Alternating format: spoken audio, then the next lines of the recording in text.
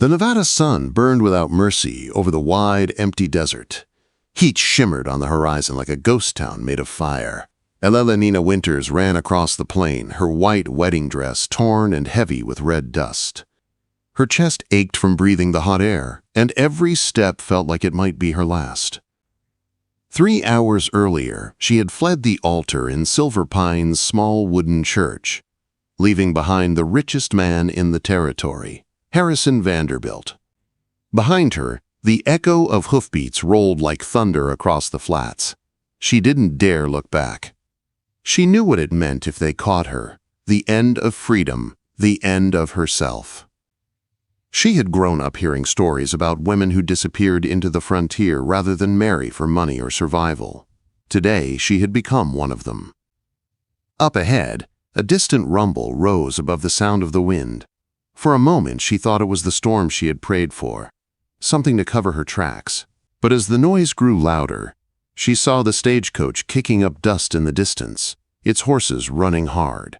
Her heart leapt. It was her only chance. She stumbled into the road, waving her arms. "Stop! Please stop!" The driver's curses carried over the wind as he yanked the reins. The coach skidded sideways, horses rearing, hooves slicing the air. When the dust cleared, a grizzled man glared down at her from the driver's seat. "Damnation, woman, you looking to die out here?" he barked. "I need passage to the next town," she gasped, clutching a small, beaded purse that held nothing of value except a silver locket and her mother's ring. "Please, I can pay." Before the driver could answer, the coach door opened. A tall, rugged man stepped down. His eyes were gray, cold as the storm clouds gathering in the west. "Seems we've picked up unexpected company," he said, tipping his hat. "Name's Mason Blackwood. And whoever's chasing you, they're not far." Elellanena hesitated for only a second before nodding. "Please, let me ride." "Get in," Mason ordered. The driver, Josiah Barnes, cracked the reins again, and the stagecoach lurched forward just as a new cloud of dust appeared on the horizon. Vanderbilt's men. Inside the coach, the air was thick with tension. Across from Elellanena sat an elderly woman clutching her handbag like a weapon. "My dear," she said in shock, "you look as though you've escaped your own funeral." "Worse," Elellanena managed, trying to smooth her tangled hair. "My wedding." The words hung heavy in the air. Mason watched her with careful eyes, one hand near his revolver. "Who's the groom you left standing at the altar?"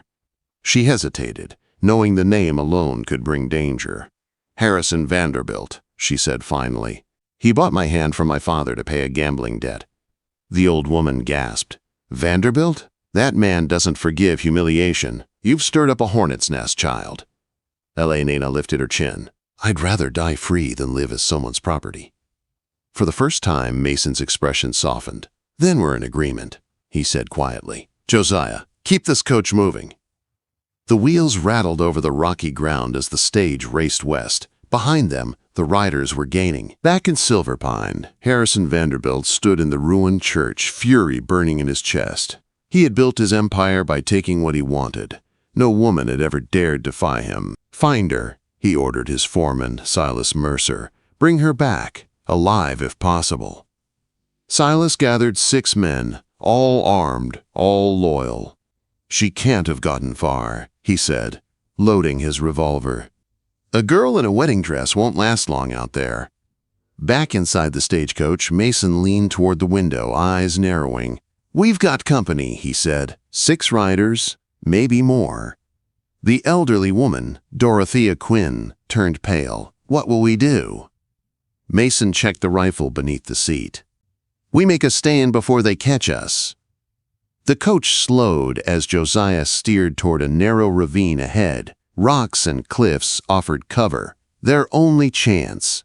Mason jumped down first, helping the women out. "This is my fight," Elellanena said firmly. "You don't even know me." "I know enough," Mason replied.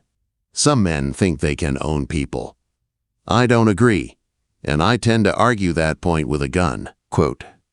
The thunder of hooves grew louder. Silas and his riders appeared at the mouth of the ravine, their faces hidden behind scarves. "Vanderbilt's bride is here somewhere," Silas called. "Hand her over and no one gets hurt." Mason fired first. His bullet struck the dirt inches from Silas's horse. "The lady isn't interested," he shouted back. "Tell your boss to find another bride." Gunfire erupted. Echoes rolled through the canyon. Mason's rifle cracked again, dropping one of the riders. Josiah fired his shotgun, forcing another man behind cover.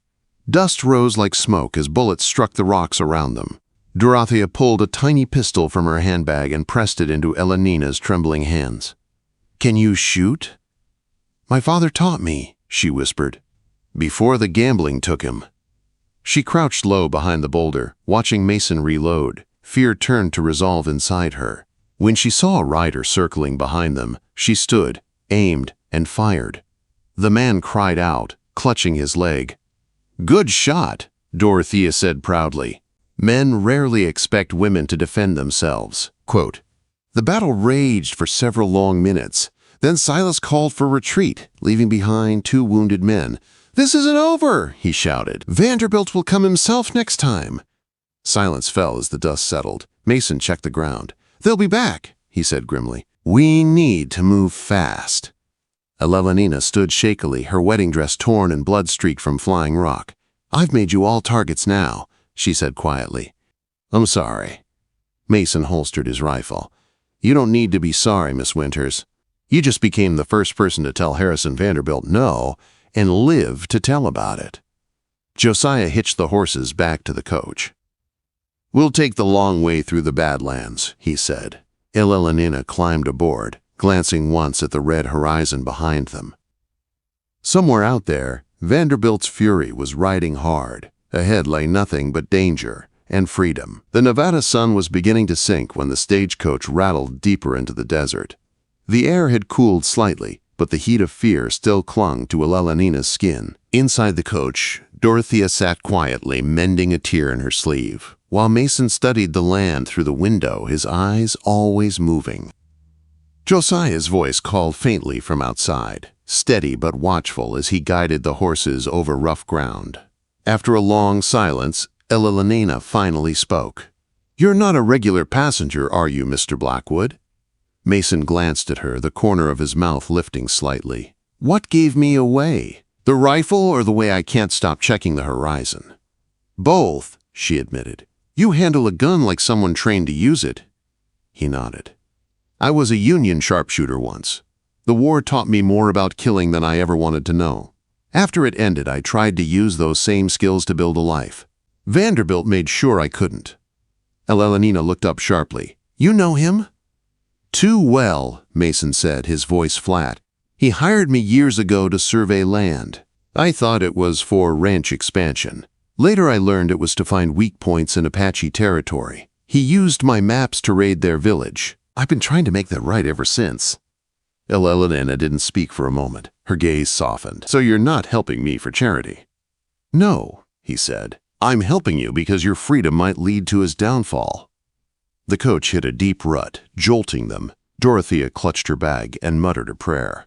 Outside, the light dimmed as clouds gathered over the horizon. Josiah leaned down through the window. "Storm coming. We'll make for Hollow Creek. There's a trading post there, shelter and supplies." When the coach rolled to a stop hours later, the sky had turned red and gray. The trading post was a lonely cluster of rough buildings beside a dying spring. Elellanena stepped down from the coach, her dress now torn to rags. Dorothea handed her a brown skirt and white blouse from her trunk. "These may be big on you, my dear, but better than that wedding gown announcing you to every bounty hunter." Elellanena changed inside, her fingers trembling as she pulled the soft cotton over her skin. When she stepped out, Mason was waiting by the door. For the first time since she'd met him, he smiled. "Small, tired, genuine. Now you look like someone who belongs to the desert, not a gilded cage." Fergus McGrow, the bearded man who ran the post, gave Mason a long look when he came inside. "Heard talk from Silver Pine," he said. "A bride run off from her wedding, whole territory buzzing about it." Mason nodded coolly. "Rumors travel faster than dust out here. We're just passing through." They bought supplies and left before sundown, choosing to sleep outside rather than risk company. Under a canopy of stars, the desert seemed endless and alive. a world stripped bare of lies. Mason sat near the fire, his rifle across his knees. Elellanena lay on her blanket, watching the flames dance across his face. "What will you do after this?" she asked softly. "After Vanderbilt?" Mason stared into the fire. "Find peace, maybe, though I've forgotten what that looks like." Elellanena turned her gaze upward. "When I was little, I wanted to teach. Books, reading. I thought knowledge could save people." "It still can," Mason said. "Out here, wisdom saves more than bullets ever could." They fell quiet again. The night pressed close around them. The fire cracked softly. Dorothea slept, and Josiah snored softly from his blanket. But Mason and Elellanena stayed awake, their thoughts heavy with what lay ahead. At dawn, Josiah's warning broke the silence. "Riders! Coming fast!" Mason stood, rifle ready. Dust rose in the east. But, as the riders drew near, Mason saw the painted faces and spears flashing in the sunlight. "Not Vanderbilt's men," he said quietly. "Apache scouts." The coach stopped at a narrow pass. A dozen mounted warriors appeared, blocking their way. Mason stepped forward slowly, hands raised, speaking in halting Apache. The leader, a tall man with a scar down his cheek, studied him coldly before answering in the same tongue. Dorothea gripped Elellenena's hand tightly. "Lord, help us." Mason turned to them after a long exchange. "This is Chief Nihilzi. He knows me. He says Vanderbilt's men have been driving his people from their land. He also says any enemy of Vanderbilt is a friend of his tribe." Nihilzi's eyes shifted to Elellanena. He spoke again, gesturing at her torn dress and tired face. Mason translated. "He asks if you run from a bad man." Elellanena nodded. "Yes," she said simply, "a man who thinks he owns me." The chief's gaze softened. He replied at length, and Mason smiled faintly as he translated. "He says you are brave to run, and that the desert will test your heart, but if it survives, it will be stronger than iron." With that, the Apache rode away, leaving them unharmed. Elellanena stared after them, her heart pounding. "How do they know you?" she asked Mason quietly as they climbed back into the coach. "I lived among them once," he said. "After the war, when I thought I had nothing left to live for, they showed me what honor means." As the stage rolled on, Elellanena looked at him differently. This man who had risked everything to help her was not just a stranger anymore. By midday, the sky darkened again. Josiah studied the horizon with concern. "Dust storm," he said. "A big one." Quote, "The wind rose suddenly, shrieking through the canyons. The horses panicked, dust swirling like ghosts. 'We won't make Hollow Creek if it hits full,' Mason shouted. 'Then where?' Elellanena cried. 'The arroyo ahead,' he yelled back. 'Take cover there!' The stagecoach lurched down into a dry riverbed as the storm slammed into them. Sand filled the air, thick as smoke. Mason pulled Elellanena under the coach. "Stay down!" he shouted. They huddled together in the dark, the roar of wind drowning everything. Elellanena could hardly breathe through the cloth covering her face. She reached out blindly and felt Mason's hand close over hers. His grip was firm, grounding her against the chaos. When she awoke, everything was still. The world had changed. The desert lay buried under drifts of red dust. The coach was half covered. Mason crawled out first. "We're alive," he said softly, "but we can't move the coach. We'll have to walk." Elellanena stood beside him, her body aching, her hair matted with sand. "Which way?" "North," he said. Broken spoke. 5 miles. Quote, the four of them set out across the silent desert. The wind had carved the sand into strange, beautiful shapes. Even through exhaustion, Elellanena saw the wonder in it. "Something so cruel," she murmured, "and yet so beautiful." Mason glanced at her with quiet admiration. "The desert teaches hard lessons," he said, "but they're the ones worth learning." By sunset, the old mining settlement of Broken Spoke appeared ahead, its crumbling buildings rising like bones from the sand. They would rest there, but rest would not last long, because somewhere out there, Harrison Vanderbilt was still coming. Dawn crept over broken spoke, lighting the shattered windows of the old mining town in gold. Elellanena stood at the doorway of the ruined assay office, her clothes still dusted from the storm. The desert wind had finally quieted, but the silence carried a warning. She knew Vanderbilt wouldn't stop, not until she was dragged back in chains or buried beneath the sand. Mason spread a map across a table inside, his jaw tight with thought. "We can't keep running forever," he said finally. "Vanderbilt's reach is too long. It's time we take the fight to him." Dorothea looked up sharply. "And how do you propose we do that, Mr. Blackwood? That man owns half this territory." Mason's voice dropped low. "Every man like him has secrets, and I've got one that can destroy him." Josiah frowned. "You're talking about Willow Creek, aren't you?" Elellenena's brow furrowed. "What's Willow Creek?" Mason met her gaze. "A small Apache settlement that burned 3 years ago. 27 people died. The Army called it tribal warfare. But it was Vanderbilt's men. He wanted that land for cattle. I have proof, and witnesses who lived." He pulled a folded letter from his coat and laid it on the table.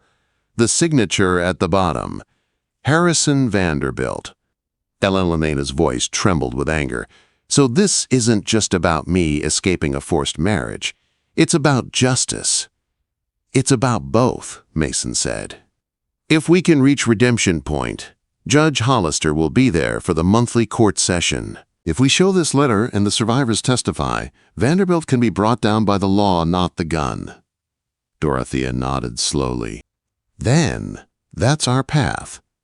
They set out at first light, riding double on the 2 remaining horses. Elellanena rode behind Mason, her hands lightly gripping his waist. Every mile brought them closer to danger, and closer to the end. By sunset, they saw the town, Redemption Point. A frontier settlement crouched between the desert and the mountains, its main street lined with saloons, stores, and a single proud courthouse. Mason's plan was simple but dangerous. "Josiah and I will find the judge," he told Elellanena. "You and Miss Quinn stay at the hotel. Make yourself visible. Vanderbilt's spies will see you and report back. He'll come." Elellanena nodded. "I'm tired of running. Let him come."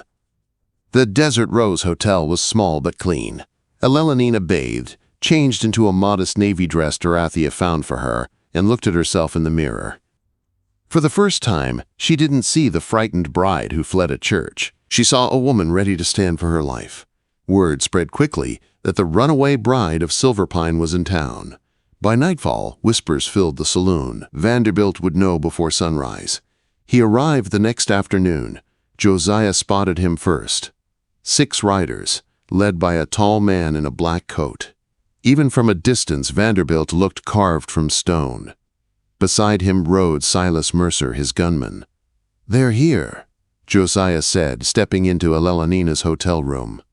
Mason checked his revolver.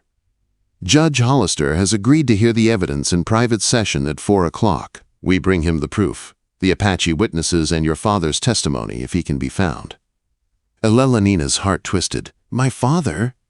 Josiah hesitated. "He's alive. Hurt, but alive. We found him tied up in a shack outside town." Elellenena's eyes filled with tears. "Then it's time." They walked together to the courthouse. The air was thick with tension. People whispered as she passed. The runaway bride returning to face the man who'd bought her. Inside, Judge Hollister waited, stern and silent behind his bench. The Apache witnesses stood to the side, including Chief Nahilzi, his presence commanding respect even among white men. The heavy courtroom doors swung open.